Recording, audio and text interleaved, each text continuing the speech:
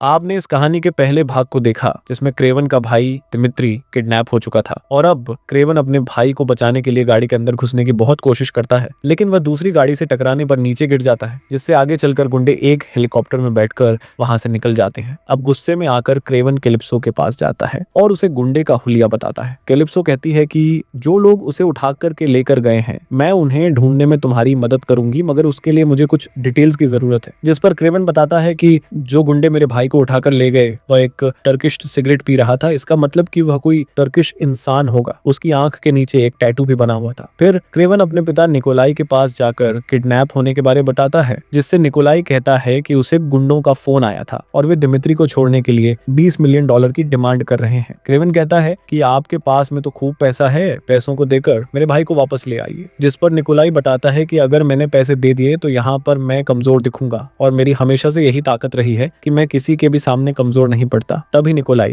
Kraven को Dmitry के हाथ की उंगली दिखाता है जो उन लोगों काट कर निकोलाई को भेजी थी, सिर्फ ये बताने के लिए कि तेरा बेटा इस वक्त खतरे में है। लेकिन निकोलाई को तो क्रेवन की पड़ी थी, मगर क्रेवन अपने भाई को बचाना चाहता था, इसलिए वह कैलिप्सो के साथ मिलता और वे दोनों ऐसे शख्स के पास पहुंचते हैं जिसके पास उस टर्किश गुंडे का एड्रेस था। अब जैसे ही क्रेवन टर्की पहुंचता है तो वह चुपके चुपके अकेले ही आगे बढ़ने लगता है और कई गुंडों को मौत के घाट उतार देता है। अब यहाँ पर बहुत ही जोरदार फाइटिंग सीन आता है जिसमें बहुत सारी गोलियां चलती हैं, लेकिन क्रेवन के अंदर शेर का खून और कैलिप्सो के परिवार का नुस्खा होने से उसके ऊपर गोलियों का कोई असर नहीं होता। आखिर वह उसी टर्किश गुंडे के पास पहुंचता है और उससे अपने भाई के बारे में पूछता है, तो वह टर्किश गुंडा बताता है कि तुम्हारा भाई एलेक्सी के कब्जे में है, अगर तुमने जल्दी ही कुछ नहीं किया तो तुम्हारा भाई मारा जाएगा। अब हम एलेक्सी को देखते हैं जो कि इस वक्त दिमित्री के पास आता है और उसे बताता है, देखो वैसे भी तुम्हारे परिवार में तुम्हारी कोई इज्जत नहीं है क्योंकि तुम्हारे पिता हमेशा से ही तुम्हें नाकारा समझते हैं। अगर तुम मेरे साथ हाथ मिला लो तो आगे आने वाले समय में मैं तुम्हारे पिता और भाई को रास्ते से हटा दूंगा और तुम्हारे बिजनेस को मैं ही टेक ओवर करूंगा और मैं तुम्हें खोई हुई इज्जत दे दूंगा। एलेक्सी कहता है कि मैं जानता हूं कि तुम्हारे परिवार में तुम्हारी कभी कोई बात सुनी नहीं गई, अगर तुम मेरे पार्टनर बनने के लिए तैयार हो जाते हो तो मैं तुम्हें वह सब कुछ दूंगा जिसकी तुम्हें हमेशा से चाहत थी, यानी कि ताकत।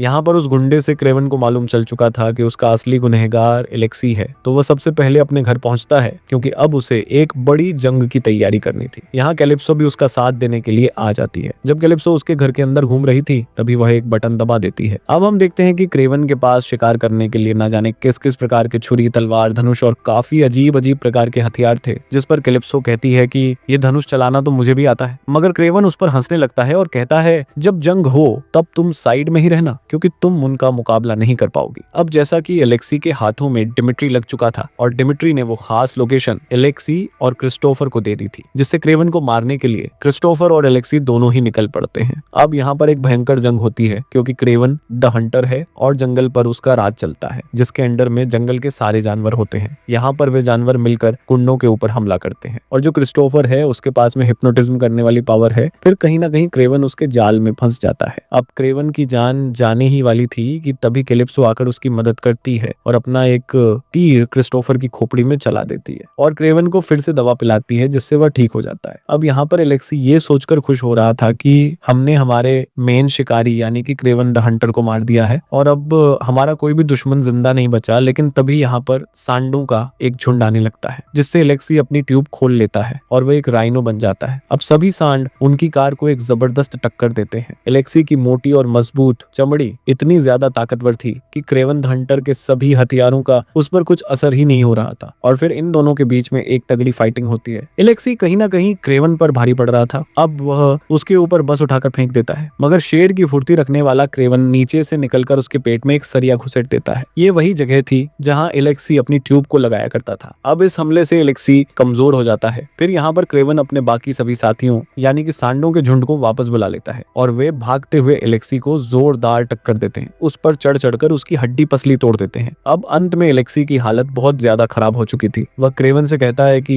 शायद तुम पता नहीं लगा पाओगे कि आखिर इस पूरे खेल का मास्टरमाइंड कौन है, और तभी यहाँ पर दिमित्री भी पहुंच जाता है और उसे गोली मारने लगता है। लेकिन क्रेवन कहता है कि अब यह खुद ही मर जाएगा। अब इस कहानी के अंत वाले सीन में क्रेवन अपने लास्ट शिकारी यानी कि अपने पिता के पास ही पहुंचता है और कहता है कि मुझे जिन जिन बड़े शिकारियों का शिकार करना था मैंने कर लिया, अब आखिरी बारी आपकी है। मैं चाहता तो पहले ही आपको मार देता, मगर आप मेरे पिता हैं, मैं आपकी रिस्पेक्ट करता था और हर बार ये सोचता था कि एक ना एक दिन आप सुधर जाओगे, लेकिन आपने कभी रुकना नहीं सीखा। निकोलाई कहता है, देखो जो काम मैंने शुरू किया किया था मैं मरते दम तक वही करूंगा। अगर तुम्हें मुझे मारना है तो तुम मुझे मार सकते हो। लेकिन क्रेवन अपने पिता पर हाथ नहीं उठाना चाहता, इसलिए वह वहां से निकल जाता है और जाने से पहले अपने जंगल के कुछ दोस्तों को बुला लेता है। अब वहां पर एक भालू आता है जो निकोलाई को अपना शिकार बनाकर मार डालता है। अब इस बात को पूरा 1 साल हो जाता है और सभी शिकारियों का खेल खत्म हो चुका था, यानी कि अब जंगल के सारे जानवर सुरक्षित थे। और अब यहीं डिमिट्री का नेक्स्ट बर्थडे आ जाता है, जिसे खास बनाने के लिए क्रेवन उससे मिलने के लिए आता है। वह कहता है, भाई मुझे तुम पर गर्व है कि आखिर तुमने फाइनली इस शिकार के काम को छोड़ दिया। लेकिन डिमिट्री कहता है, भाई ये तुम्हारी गलतफहमी है,